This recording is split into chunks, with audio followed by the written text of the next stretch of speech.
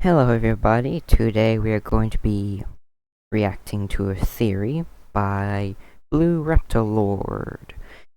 It's not just one theory, it's a whole collection of his theories on the Minecraft lore. Now, I've seen this guy before many times. He has other videos. I originally planned to review all his videos, but he ended up making a compilation, which makes things much easier. I do not want to make a video that long. So here we are.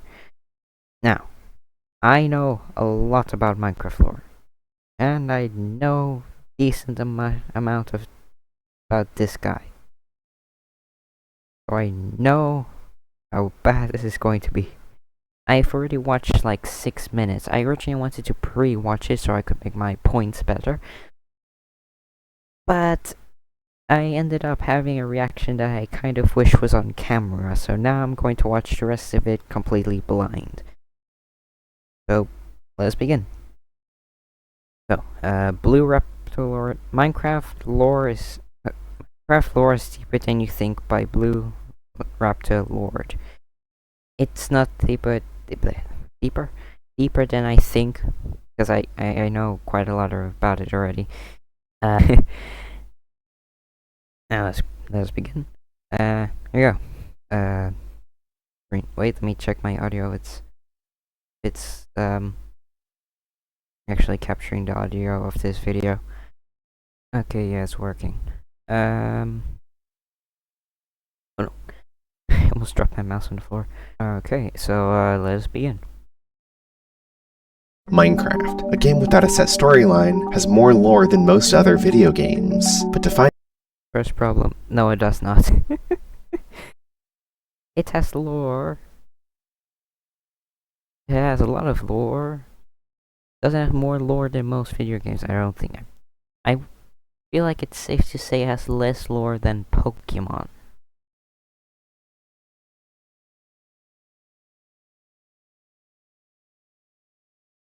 So, yeah. By the way, this is his own resource pack that you can actually try for yourself. I don't know why some mobs are textured. There are some mobs that are textured. The zombie, skeleton, spider are textured.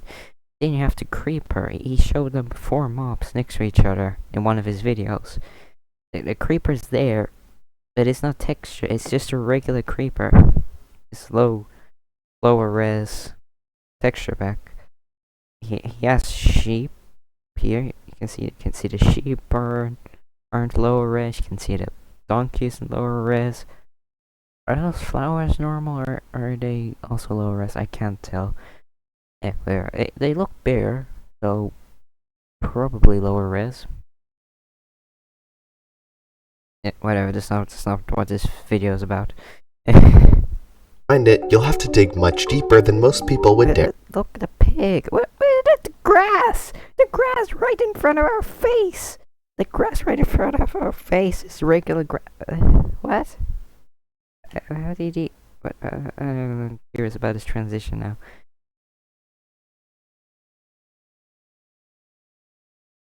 This regular grass? Yeah, this regular grass. Well, has a resource pack to make it short, I'm pretty sure.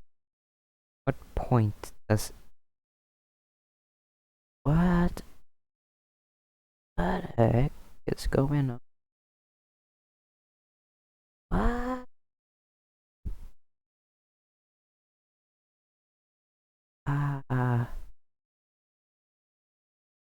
Why is the grass half a block tall and what point does it become low res to high res? I'm seeing blocks over there that are both low res and high. Whatever. Most people would dare go. It is still low res. It's just that okay, I'm just okay. I'm dumb. Explaining one of the most mysterious beings in Minecraft, to the I should really focus. origins of the end dimension, and even how command blocks fit into all this. These are some of my greatest Minecraft theories ever, so I present to you Minecraft lore. The Orb of Dominance, the most powerful object in the Minecraft franchise, giving you the ability to turn armies to your will. I've never liked how vague Mojang is with this item, and so today I'm going to tell you where it came from, what it can do, and most forgot to full screen it there. Most importantly, where it is now. And spoiler alert, it's been right in front of what it can do. Vague Mojang is with this item, and so today I'm going to tell you where it came from, what it can do, and most importantly, where it is now. And spoiler alert, it wasn't that vague about it. I feel like we got a pretty good idea. Come on, let me make... Actually, no, I'm going to keep them like this. It's been right in front of you the whole time. But first of all, to it's been right in front of you the whole time. Spoilers for Minecraft Dungeons and Legends. Those stories are very interesting. But first of all, to explain all its lore, we're gonna need to look at its properties. But as you can see, it's got pink and orange. Why is my video suddenly so low resolution?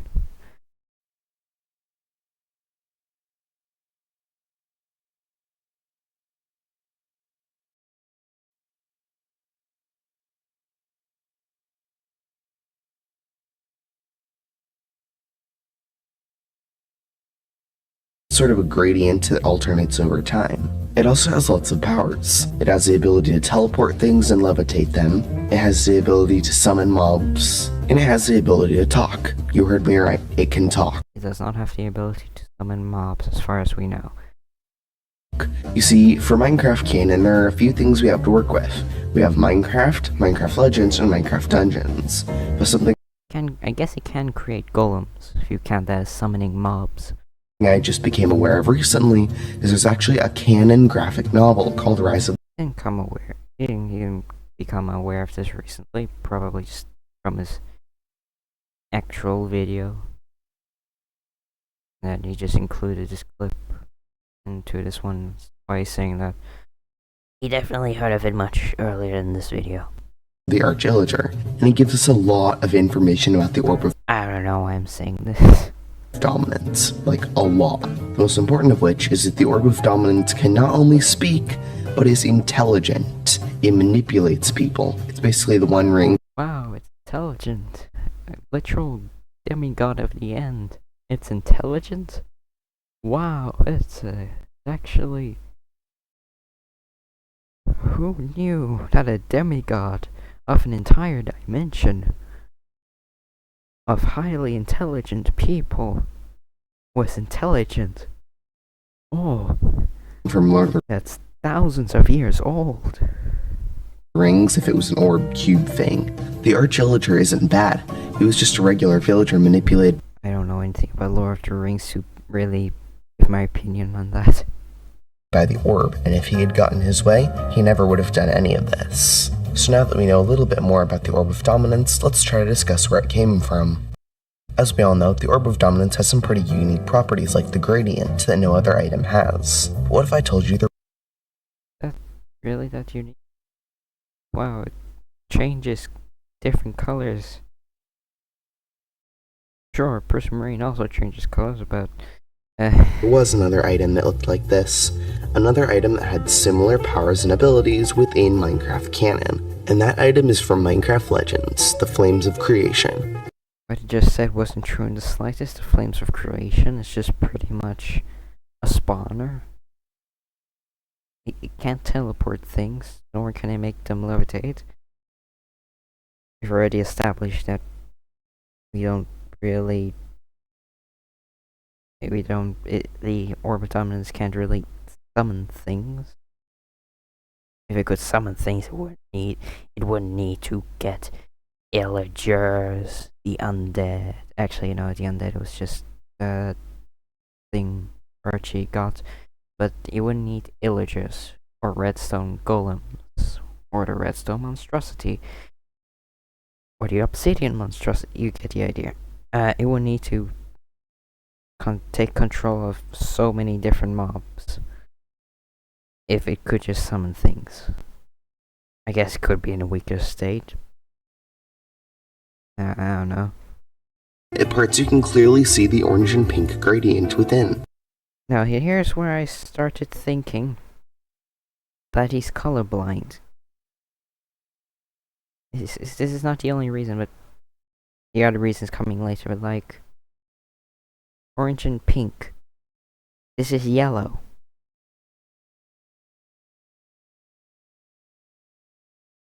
Also, why is the video so low resolution? It's Ultra 4K Ultra HD, and he's recording the video. It's you can see at the bottom there is the actual video in this mouse cursor. This is a why don't you set your resolution? Wait, he did. It's HD. Why is it so blurry? Why is the video so blurry? Which points to not only a similar material, but a similar origin. Listen to this line from Foresight. These golems helped us shape the overworld, and now they will help you defend it. Did you get that line? These golems helped us shape the overworld, and now they will help you defend it. This implies that they've had the golems for a long time. Like, a long time. And if they had the flames of creation, chances are they had the orb of dominance as well. But hold up for a sec, we're getting a bit ahead of. Another thing I want to quickly mention, we don't 100% know that the host actually exists. But let's go under the assumption that they do for the purposes of this video. I'm against it personally, but you know, it's no definitive answer currently, so I'll go with it. Ourselves, we need to see what Minecraft canon says about the origin of the Orb of Dominance. If you look at the wiki, it says long before the events of Minecraft Dungeons, the Orb of Dominance emerged from a portal that led from an endless void between worlds, in the overworld, where it wreaked havoc until it was finally locked away, imprisoned within a sanctuary in the mountains. For those of you who don't get it, they're talking about the end portal, but if it emerged from the portal, that means it could have been in an infinite number of hands before then, so we don't really know much from that. What we do know is that the hosts have the ability to create items. In the game, you literally see Knowledge invent the Iron Axe, which means they definitely could have made the Orb of Dominance too. Wow, the godly beings can make stuff. Wow. Especially because there are only 4 items in the Minecraft franchise that allow for the summoning of mobs. This staff from the Desert Temple, the Orb of Dominance, the Flames of Creation, and a command block. So now that we have a pretty good theory of where the Orb of Dominance is from, let's talk about where it is now. In Minecraft Dungeons, I believe that staff has a name, like it's the Staff of the Night or something. Pretty good theory of where the Orb of Dominance is from, let's talk about where it is now. In Minecraft Dungeons, after you defeat the Arch-Illager, they could have made the Orb of Dominance too. Especially because there are only 4 items in the Minecraft franchise that allow for the summoning of mobs. This staff from the Desert Temple, the Orb of Dominance, the Flames of Creation, and a command block. So now and spawners and carved pumpkin magic. Just generic magic from like evokers. The corrupted cauldron, kind of called that an object, summons things.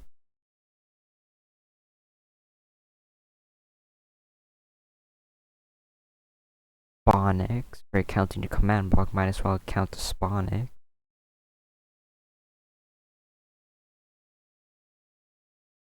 Okay, I think that's about it.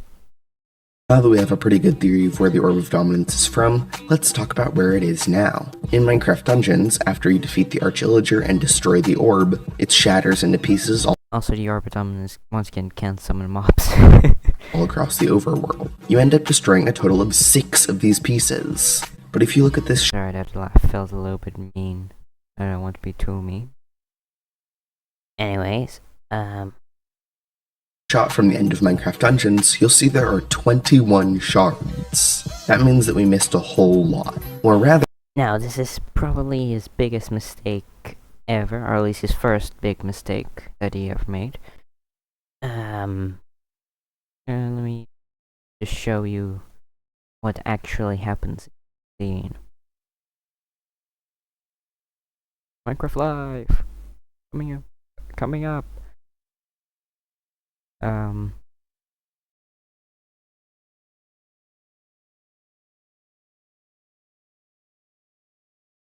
Scene.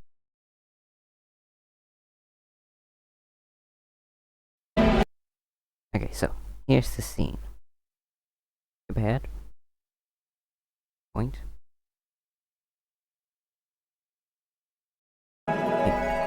Here, look at this. Until it wasn't.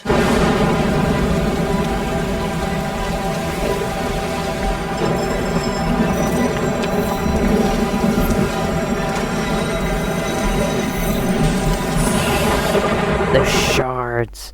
The shards are literally putting themselves back together right in front of your eyes. Just watch the clip for like 3 more seconds.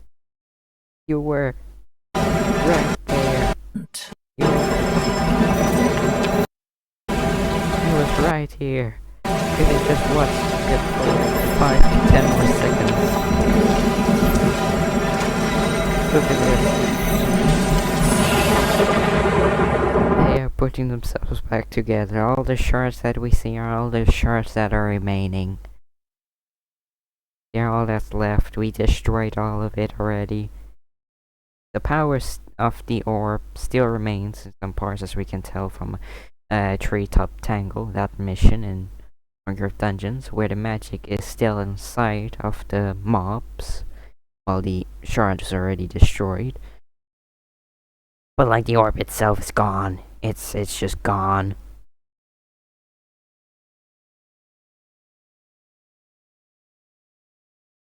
That foresight missed a whole lot, because if you listen to the narrator voice in Minecraft Dungeons, It was a time of great adventure. and then foresight in Minecraft Legends, We cannot stop this. We must. Yeah, this is a cool idea. I will say it's a cool idea that they are the same person. However, that's not like 100% thing. They could just be reusing a voice actor. For example, Puppy Playtime. There was a theory where Stella Graber and Puppy were the same person because they share the same voice actor. It's probably not the case anymore. Respect their choice. you'll find that they sound incredibly similar, and in fact, Check something quick. both clips have the same voice actor. Clearly the hosts have something against the Orb of Dominance, and we know that they have the ability to create items. So here's my theory. The hosts created the Orb of Dominance to do good things with its power. Unfortunately, the piglins got their hands on it and they were able to use it to come to the overworld and take over another dimension. After the events of Minecraft Legends, I don't think they use the Orb of Dominance to go to the overworld. At least, like, not directly, because you need obsidian and fire. That's all you need to go to make a portal from the overworld to the nether. By the way, is a nether portal also an overworld portal? Because, like, they connect to each other. Can't go to any other dimension other than the overworld if you build a nether portal in the nether. But how does it know to go to the overworld if it's not also an overworld portal? Are the overworld and the nether connected some way? Or did they just not think about it that hard? Just gameplay purposes? I mean, it also works in universe too, like that. Then the end portal, it's one way. The end portal is one way. Then you have an fountain thing. It just sends you to your spawn point, so it probably just sends you back to wherever you came from. Maybe it's the player's choice where they want to go back to, and when they go into there. I don't know. And like, you can't actually choose where you want to go, so it just sends you to your spawn point. Or maybe the gods of Minecraft, those two guys we see in the poem, just send us to our spawn point for whatever reason. It also brings up more questions, but that's not what this video is about. that's when the war took place. It's described We're reacting to this guy. I got so off track I even forgot what we were talking about. Oh yeah. I mean, I guess the Orb of Dominance might have taught the piglins how to build portal, maybe. I guess that would also explain why you can't have a nether portal in the end. Yeah, actually that would be a good explanation. Just a portal is both a nether portal and an overworld portal. Then the fourth dimension gets added and ruins all of it. in the Rise of the Archaeologer novel over the Orb of Dominance. I guess the portal starts in the overworld, so where it's sealed away in a dark tavern in the mountains. That's when the events of Minecraft Dungeons play out. But then after that, we missed several shards and we didn't destroy them. Therefore, the Orb of Dominance We missed no shards. escaped us and the host. The question is, what happened to the remaining shards? Is what the video is about. There's actually remaining shards, and where did they go? Thing is, there isn't remaining shards. And they went nowhere because they're dead. Scattering throughout the overworld. That only leaves one question. Where is it now? What if I told you there's another block in Minecraft with the same gradient texture, that has all the similar properties of the Orb of Dominance and more? I'm of course talking about the command block. If you look Okay, I'm just going to immediately... at the buttons on the side of the command block, you'll see that over time they fluctuate in color, just like They don't fluctuate in color, they fluctuate in brightness. And the colors don't even match. The Orb of Dominance never glows green. It doesn't glow green. Nor does it glow that shade of red ever. I don't think. Also, command blocks are more powerful than the Orb of Dominance, so if there are just a bunch of small shards of it, even if the orb that we saw was weakened, so weakened version, there's still less of the Orb of Dominance inside of this command block than we saw. And yet the command block is more powerful because it can just slash kill anything. Right in the Orb of Dominance, just slash kill us. Also, command blocks are not canon. There's nothing to prove that they are canon. The only media they appeared in was outside canon, such as story mode. the Orb of They Dominance. never appear anywhere in the game. They only appear in story mode and when you have commands enabled. Not even in creative mode, specifically when you have commands enabled, unless you, in Java Edition, save the blocks to your save slots or whatever, but creative mode's not canon. Command blocks can also do anything the Orb of Dominance can do, like summoning mobs, teleporting, and levitating. In conclusion, a command block is just a controlled output for the Orb of Dominance's power. And I know everyone in a Dominance can do, like summoning mobs, teleporting, and levitating. This is just more teleporting, by the way, this whole summoning mobs Blocks thing. can also do anything the Orb of Dominance can do, like summoning mobs, It's just teleporting the mob in. It doesn't summon it. Wouldn't be an entire factory for these guys if you could just summon it in. teleporting, and Literally what one of the missions is about. We take down the mines that you get redstone from. Then we take down the people who are working on the golems. Take down the golems themselves and the monstrosity. levitating. In conclusion, a command block is just Also, have you ever tried to make yourself fly with command block? Like, not in creative mode. If Archie could go into creative mode, we would be dead. Like, very dead. a controlled output for the Orb of Dominance's power. And I know everyone loves Don't tell me like some semi creative mode thing because he's in a weakened state. No. incorporating command blocks with Minecraft lore, like Herobrine or the Witherstorm. I don't know what a command block has to do with Herobrine, but the Witherstorm, that's the only time you're ever going to get a story in Minecraft franchise about command blocks. Because they're not canon! Either is Minecraft Story Mode. Minecraft Story Mode is in an alternate universe. Dead by themselves is not canon, it's its own world. Worlds are different universes. I'm not going into that today. But there. But as far as I know, this is the first more accurate way a command block has been put. Okay, you know what? In the official handbook, says that every Minecraft world is its own universe. So while there is a Minecraft story, the story does not necessarily affect your world. You can have your own story in your world while still having the Minecraft lore, so you don't have to follow the lore or anything.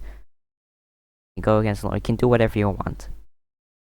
While this game still has lore. It's not one or the other, it's both. To all those people who say Minecraft doesn't have lore. Okay? Get up!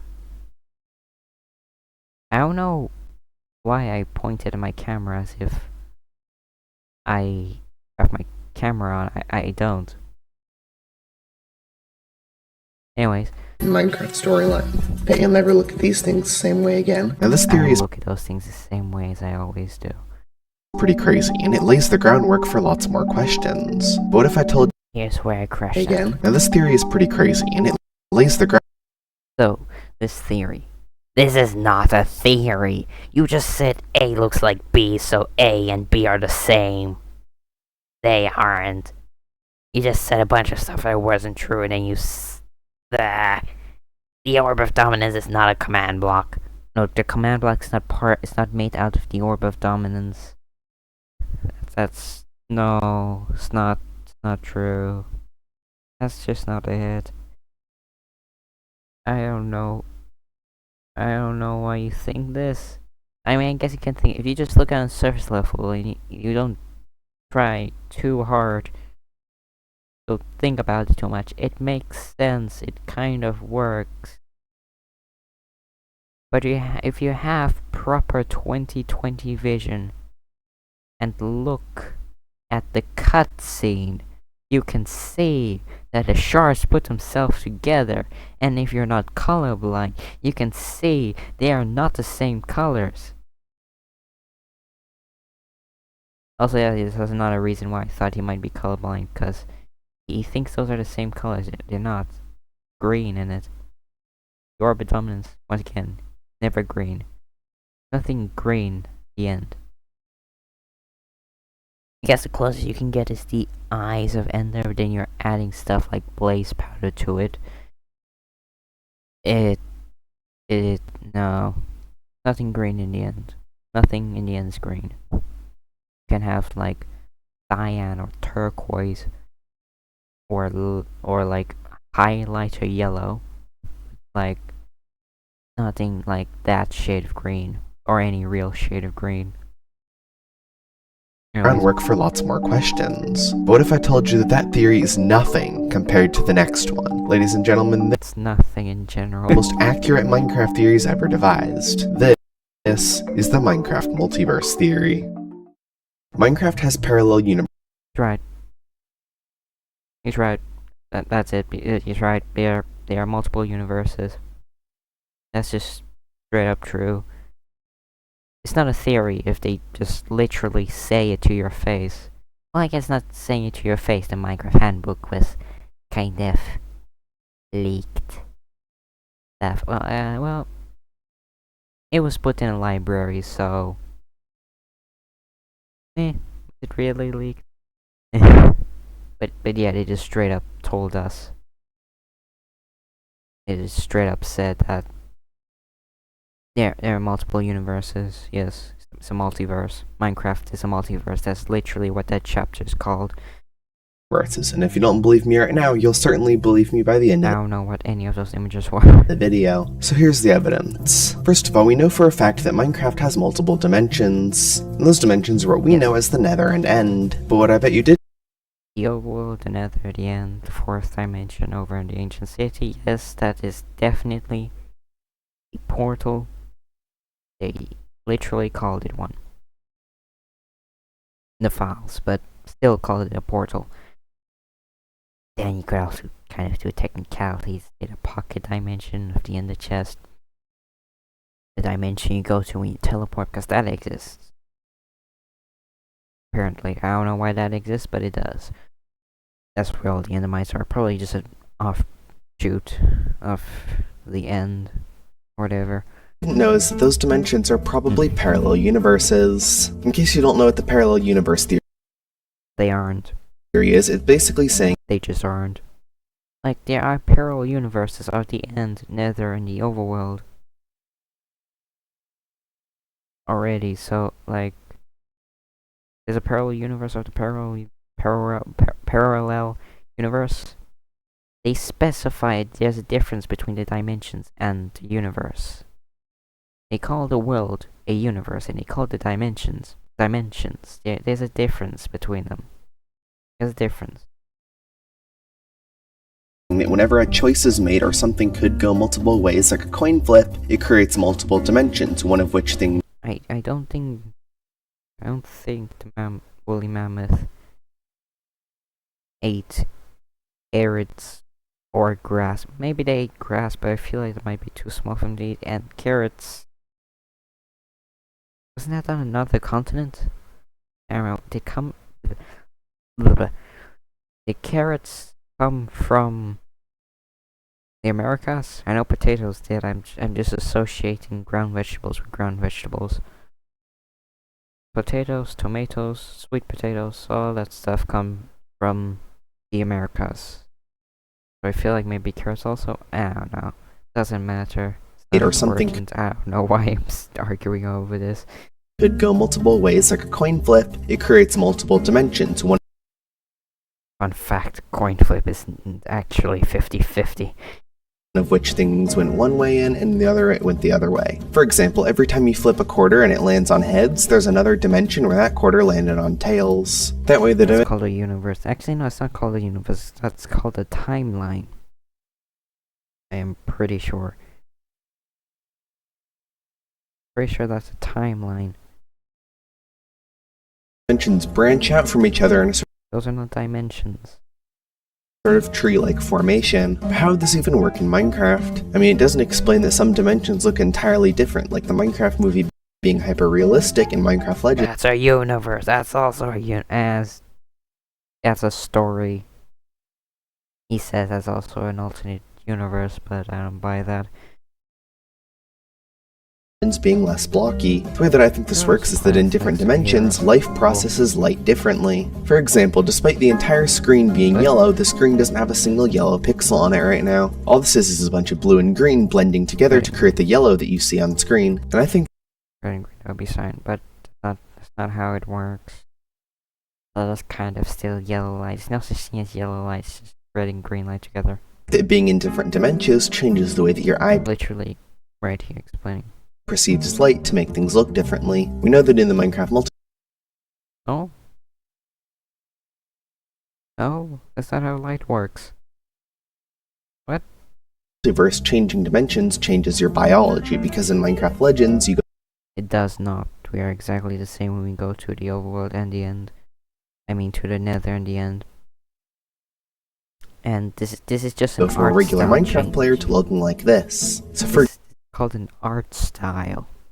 example, if a real person was put into a Minecraft world, they would see this instead of this. There's even a hint to lots more dimensions in a canon Minecraft novel called Castle What?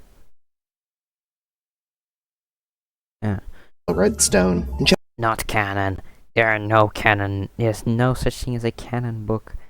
There are no canon books other than Rise of the Arch-Illager, and it might be small bits of information in some handbooks. This is not canon. Do not use this as evidence. Do not use any of the novels for evidence except for Rise of the Arch-Illager. Chapter 7, the main characters are going through another portal where it says this. They fell and fell, twisted it over and over, at one moment blasted by an unbearable heat and then the next by a blood-freezing chill. How many other realms were there? Was this emptiness the gap between more than just the world she knew and the nether? Could there be more, countless more, just beyond this darkness? What hands and minds had created them? And I know what everyone's gonna say, Rise of the Arch-Illager is the only canon Minecraft novel and this isn't canon. Well, Screw you. First of all, the only evidence that Rise of the Arch-Illager is even canon is from a tweet made by the writer. In this tweet, the author describes Jeb himself, one of the original Minecraft employees, who's very high up, said by himself that only Rise of the Arch-Illager is canon and nothing else.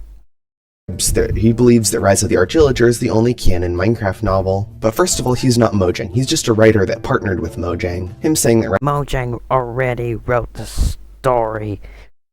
The novel was just a backstory for the Arch-Illager. Mojang already has all of the lore that has all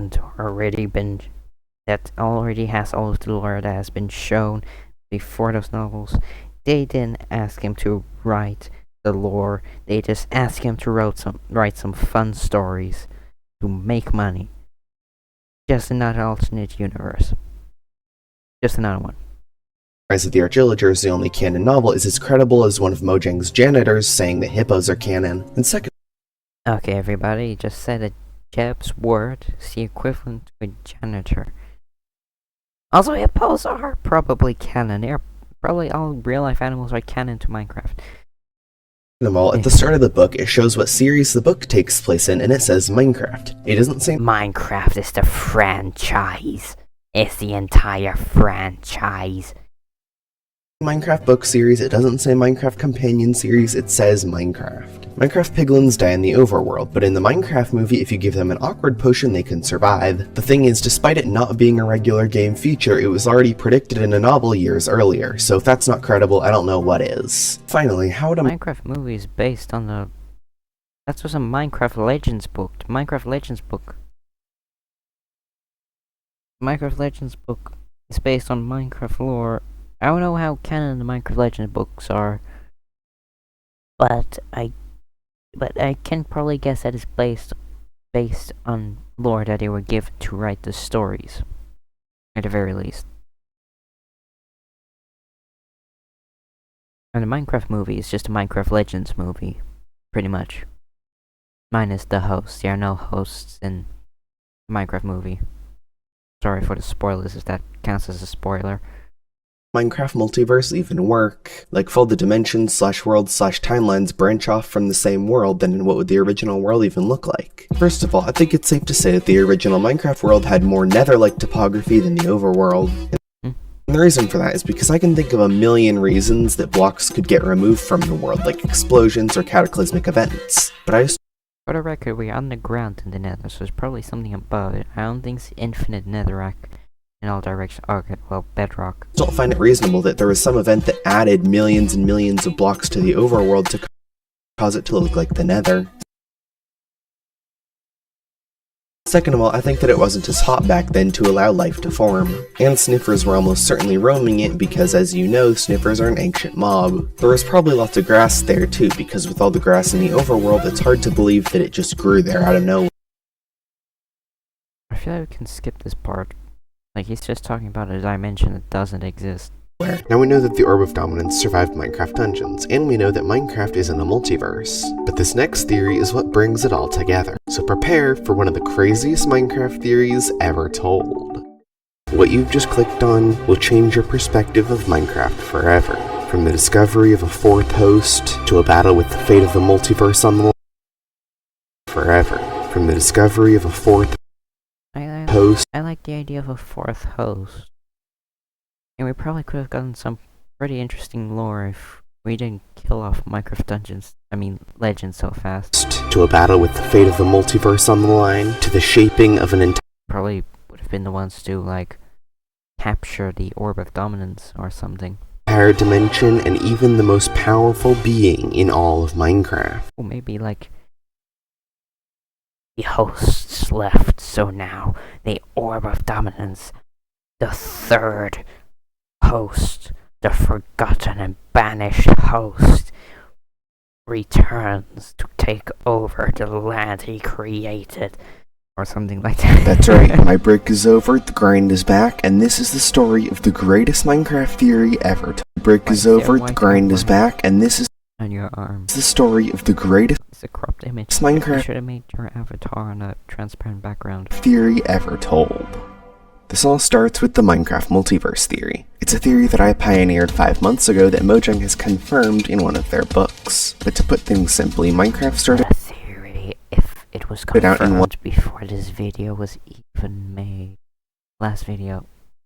one singular This is a compilation. world. How the world, or even life itself, was created, we may never know. But as the real-life multiverse theory depicts, this Probably Minecraft those two guys in the end poem. world branched out into several different universes. Every time a decision was made or a random chance event happened, the timeline split. Now, a key point in this multiverse was a I knew a universe gets created every time you create a world. I'd imagine, sort of. timeline that looked like this. A massive underground world full of lush caves and sniffers. As I proved in this video, the overworld, nether, and end all branch off from this timeline. In the overworld, Oh dear.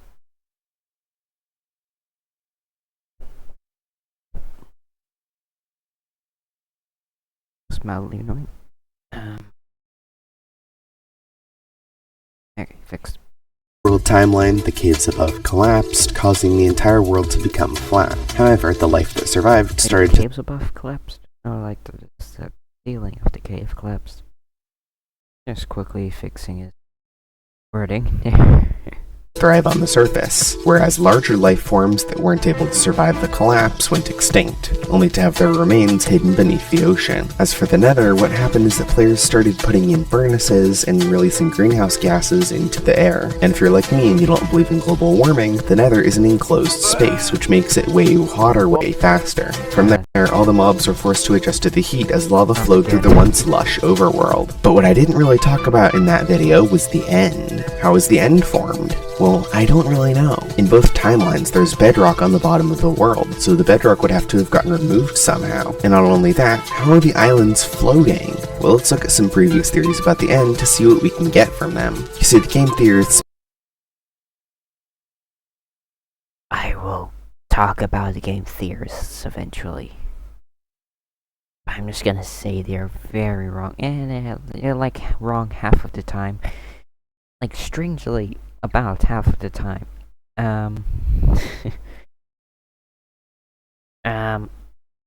So pretty much the end came to be at some random point with the Heart of Ender in it. The Enderman came to be also at some random point. Don't really know so much about those things. Okay, so pretty much this is what the Endermen do. They move blocks around. This is why they move blocks. They move blocks. Why can't I say blocks? What the heck? Let me check my audio is working properly. I have to move my mic. Okay. Okay, so pretty much what the Endermen do. Wow, that's a very uncanny face for the Enderman. But pretty much what the Endermen do is that this is the reason why they move blocks around. They move blocks around, slowly displace the dimension that they are in, and turn it into, you know, void. They turn it to a void, and so then it becomes part of the end dimension, because the end dimension is void. Now, why this can't happen in games for reason number one, that would be a very stupid mechanic to have. The world can be all entirely turned into void. Yeah. Can turn into the end dimension. Second reason is it takes very, very long. But it seems like that Enderman might be immortal considering the wording. This is from the handbook, by the way. I feel like this might be the most important piece of lore in the handbook. Here. made a theory a while ago about the end, where players entered the end and started eating only chorus fruit, which caused them to turn into Endermen. And something I don't believe in this theory. Really, I don't believe in this theory. supports this is that the Endermen in Minecraft actually speak English. Here are some sound clips of Endermen talking. Yeah, the Orb of Dominance also speaks English. The Endermen have been in the overworld for quite some time.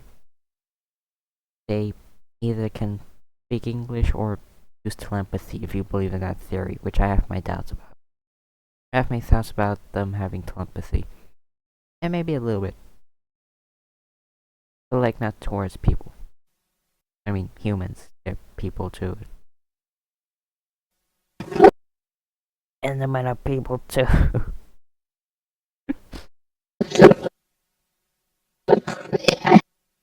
I mean, we hear Enderman sounds all the time, we just don't think of them as English. Another theory that we can get quite a bit from are the hosts. The hosts in Minecraft Legends are sort of dimension-traveling guardians that protect the Minecraft worlds from harm. In Minecraft Legends, they protected an alternate version of the overworld from piglin attacks. However, we're fairly certain that there's a fourth host. The three hosts that we know of are called Action, that looks like this, Knowledge, that looks like this, and Foresight, that looks like this. But there's a strange pattern happening with them that you probably didn't notice. As you can see, Action Why didn't he just take the renders from the wiki? Unless he did and he somehow ended up making them like this. Has one eye, Knowledge has two, and Foresight has four. As you've probably noticed by now, we skipped number 3. Not to mention that the hosts had this central conference table where they all talk. As you can see, it's a 4-sided table with 3 hosts. Also, take a look at this shot here. You're afraid. We all are. No. I am just sad that it has come to this. Shall we begin? We can see that Foresight looks off to the empty side of the table. Something that he doesn't mention is that everyone else also is. But I feel like pretty important to mention your theory because it could just be body language. I think this is very interesting and I very much think there's a third host. And I'm so disappointed we never got to see it. Where I personally think that there is a 4th host. Could have been so cool. Also, they all look up, by the way. How tall was the third host? If you see part of Ender, that makes sense. A host with 3 eyes. Bearing that in mind, let's look at a theory by Zatrix. Zatrix's Broken God theory is the most popular video on his channel, and honestly, it's kind of a good theory, although it does have quite a few flaws. First of all, near the start of the video, he says this. Enderlings, part of Ender, Enderscent. Enderscent? A strange name to be sure, but have you ever stopped to think about this title? Their name reveals a clear and distinct connection. God sent. This realization was shocking. I mean, the implications are utterly game-changing. But by that logic, bone meal and oatmeal are also similar. They are. Also, that holds as much. That theory is just as solid as your theory about the orb of dominance, man block being the same. Because they are very mildly similar. They have very different abilities, power scaling, and colors.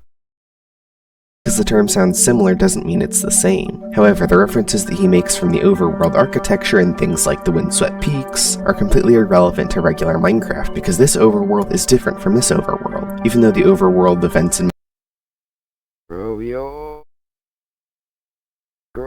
Minecraft world that we see in Minecraft is not the canon world. Canon world we see is in Minecraft Dungeons. Why? Because I don't think the Minecraft world is like 4 times bigger than Earth.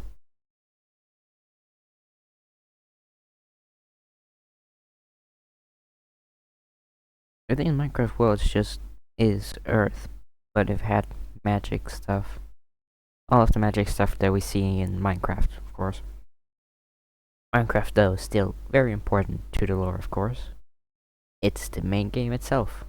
Minecraft Dungeons happened long before the events in Minecraft. In order to go from the Minecraft Dungeons overworld to the Minecraft Dungeons, And this thumbnail. The last one there is an alternate universe, and second last comes before Minecraft. He suggests that the Minecraft movie is canon. Just wasn't canon. The only evidence for it not being canon, that director saying that it wasn't canon. No. He said that nothing is canon because the director of the Minecraft movie said that the movie wasn't canon. And it was just the director of the movie. I don't understand what this guy has. I'm not sure if he's going to be mentioning that in the video. Maybe he realized the terrible logic he had. Maybe he realized that. I don't know. happened long before the events in Minecraft. In order to go from the Minecraft Dungeons overworld to the Minecraft overworld, lots and lots of plants, animals, and fungi would all have to go extinct. And in the time that happened, the terrain would have shifted drastically, which as we can see, it doesn't. However, I do believe that the end in Minecraft Dungeons Terrain's very different. is similar to the end in the overworld, mainly because everything in the end in Minecraft Dungeons Game mechanics. Just because Minecraft Dungeons looks different compared to Minecraft doesn't mean that Minecraft Dungeons isn't canon. Or Minecraft isn't canon. They're both canon in their own way. Minecraft is partially canon. Dungeons, mostly canon, though also partially canon. They are made for different gameplay. The terrain that you see, made for different gameplay. It is purely for the user's experience. that it's not in like any other way. It's not closest to the other. Dungeons is similar to everything in the end in Minecraft. Only because everything in the end in Minecraft Dungeons is similar to everything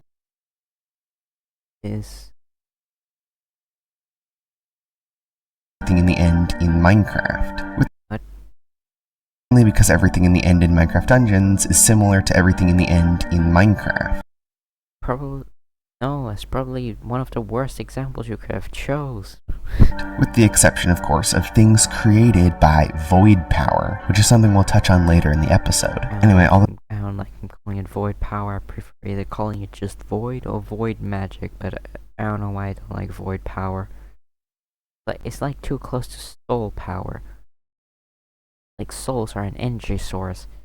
Void is some type of magic. I guess souls also kind of their type of magic. I don't know, soul magic, whatever.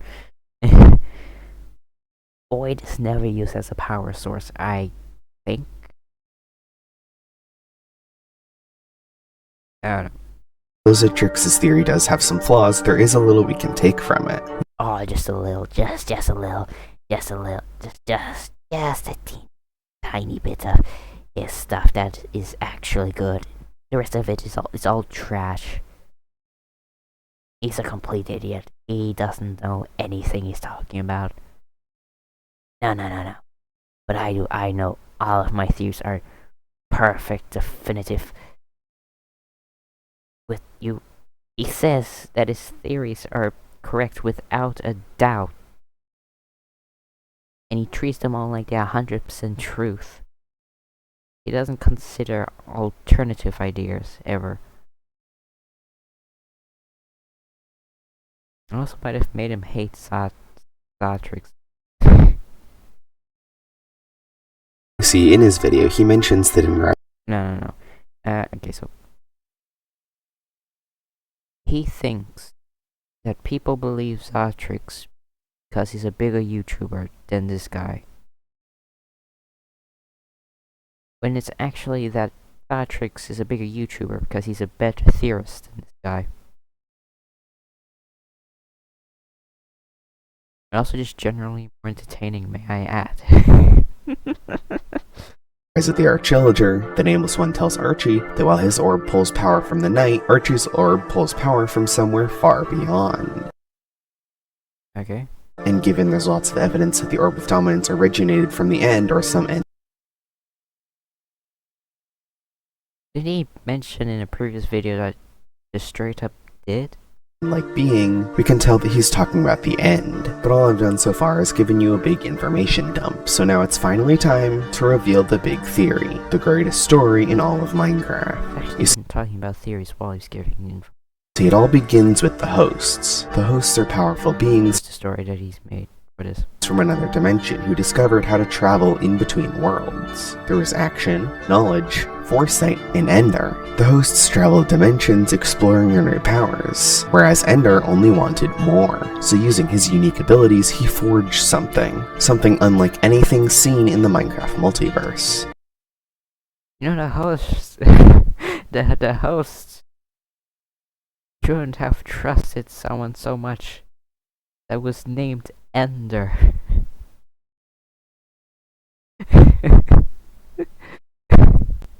He forged the Orb of Dominance. The Orb of Dominance was a part of him, a lens through which he could focus his power, similar to the One Ring in Lord of the Rings. Within it, he created his perfect and most powerful form, the Heart of Ender. Over time, this newfound power corrupted him, and he didn't just want more power. He wanted an entire dimension. What is just his form. And like the form that the Orb of Dominance makes. I don't know. And all to himself. So he traveled to an overworld somewhere in the multiverse. Why does his head look like that? And using the power in his orb, he corrupted it. A sickness tore through their land, dissolving the bedrock and gnawing away at stone. The void grew plentiful and more powerful with the loss of the bedrock. Animals, villagers, and even players The guy came from the void itself, not and create the void. all fell to this tragedy. He continued to corrupt the world until all that remained was a barren wasteland in the void, filled with corrupted fruit too toxic to eat consistently, and the power that I'm not sure it's actually too toxic to eat consistently. Or at least more so than any other thing. Like, you don't take damage. Like, specifically, you take damage from ender pearls teleporting you. You don't take damage from chorus fruit teleporting you. So suggesting the chorus fruit are more safe than ender pearls. he drew from the void was enough to keep even the mighty hosts at bay. But then something happened that he wasn't expecting. He was a host. Just said he was a host. Players from another dimension found out how to enter his domain, something that until this point the hosts were unable to do. He watched as the first intelligent life in years walked through his lands. He witnessed how they ate the chorus fruit and were slowly morphed by it until eventually they turned to Endermen. They retained a power that only the players had to break in place. Cough, cough. Farmer villagers. Cough, cough, cough, cough. Zombies, vindicators can also break doors. Cough. Cough. The reason only the player is the one who's placing blocks is, first of all, you don't canonically carry an entire meter cube of solid stone or gold or netherite or whatever. We don't actually do that. It's just to make a building. Sure. At least that's my theory. I'd be quite surprised if that's actually wrong. Especially considering we deal half a heart of damage, which is pretty much as little damage as you can possibly do in Minecraft. So. Yeah, the reason that no other mobs really break or place blocks other than, like, Enderman, very slowly, because the Enderman do it very slowly still, though, it's because we are supposed to be the ones who build, place stuff for gameplay purposes. That's our thing, that's our job to do, it's our job to shape the world, our image. Do whatever we want with it, you know? They specifically make it so that every terrible thing that happens is avoidable. The only exceptions being, like, lightning, which was fixed in 1.17 or so. Blocks, but also gained the ability to teleport. Minecraft specifically doesn't punish the players for nothing, as they said in the Minecraft handbook. On command. But where most would see nuisance, Ender saw utility, so he enslaved the Endermen, commanding them to fight anyone else who dared enter his domain. The Endermen were so good at their job that he created more beasts in their by Zatrix's theory, where they don't exactly necessarily worship them, at least not now. I don't know. their image. He created the Watchlings, the Snurlings, and even the Great Endersent, and they lived in cities. Alright, a small update.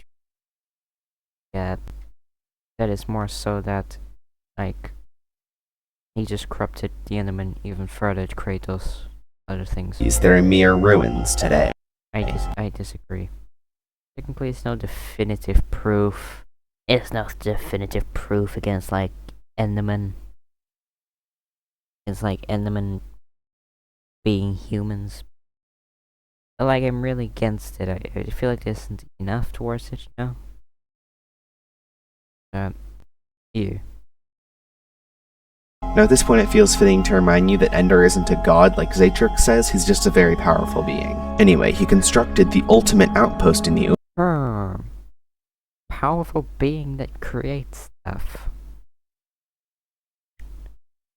Nah, it's not a god. I mean, it's probably not like a literal god of itself. Really powerful. Or so maybe how, yeah, Orb of Dominance is itself, like Zatrix says. Rather than being an actual god. I'm pretty sure Zatrix says that it isn't necessarily an actual god. You're throwing. By the way, sorry if I keep talking about Zatrix's theory, but you keep missing him, so I have to try and protect the theory that's actually better than yours. Overworld. High Block Keep. A structure with massive doorways to allow the Ender Scent to travel freely, and balconies only accessible through the Enderman's unique teleportation abilities. Until one day, the hosts had had Decoration.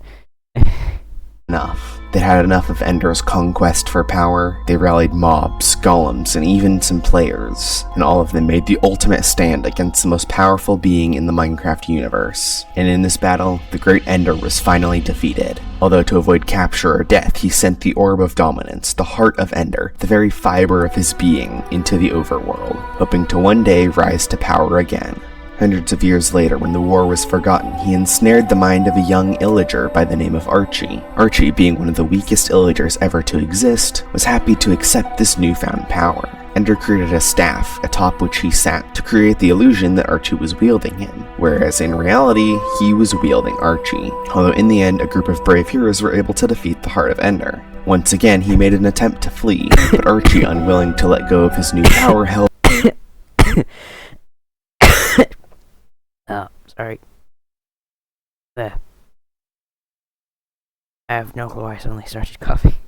on tightly, until eventually the force between the two caused the orb to shatter. A few of the shards scattered across the land, ensnaring other mobs. A good number of them were turned into command blocks, as I proved in my Orb of Dominance theory. But one lucky shard was found by an Enderman, and taken back into Ender's domain. There he absorbed the void energy and regrew his power. He wasn't in his full form yet, but he was fully prepared to take on any foes who faced him, until eventually the great heroes made their stand, fighting Ender again. Here it's revealed that his new, more powerful form is covered in many eyes, to signify how much greater he is than even the mighty Foresight. And so the battle commenced between the strongest being in all of Minecraft. He just got more eyes to show off.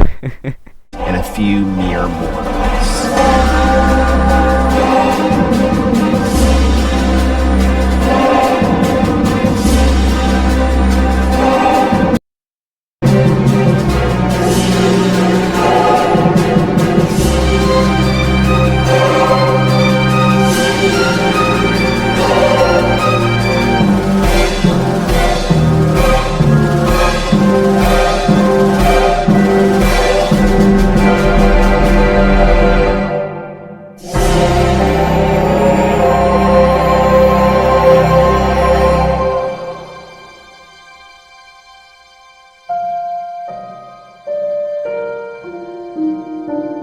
With Ender being at the lowest point since Quite sure.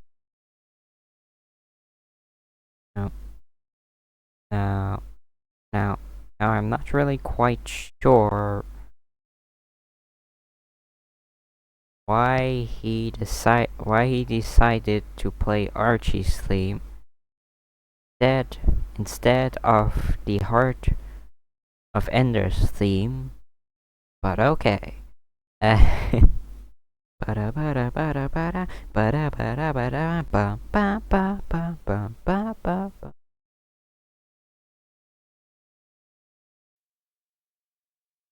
before he was a host, all the creatures that he'd created through the void were lost. The end returned to the barren wasteland it was when he created it, leaving the only inhabitants as the Endermen that he didn't create. Although he still had control of the Endermen as his last loyal servants.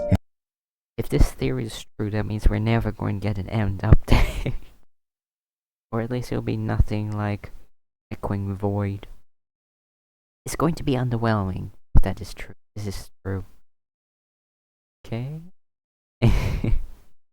His grip on them slipped a little bit as his power was no longer anywhere near as great as it once was, and he took his final form, a form that he'd been playing around with as a backup plan for many, many years now. That's right, ladies and gentlemen, Ender took his final form as a dragon, the Ender Dragon. So he sat in the end, guarding his domain and attacking any that came through the portal, as he awaits to one day grow to his full strength again. The Endermen in the overworld, who are supposed to be stopping you from entering the portal, now only attack you when you look at them. As they don't wish to remain slaves of Ender, they give you little hints along the way.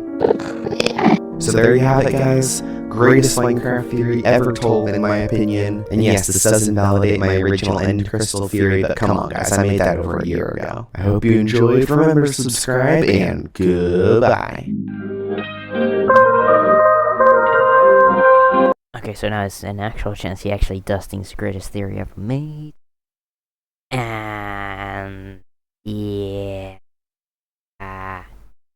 You might actually think that's the greatest theory ever made. He's not just joking. That important? Not really. Okay, so I think the source of everything, all of this chain of bad theories, is that the beginning starts with theories that are just straight up impossible. So yeah, that was my reaction. These theories are bad. No hate towards the creator. No hate. No hate. But you're really bad. You're a really bad theorist. So yeah. Goodbye.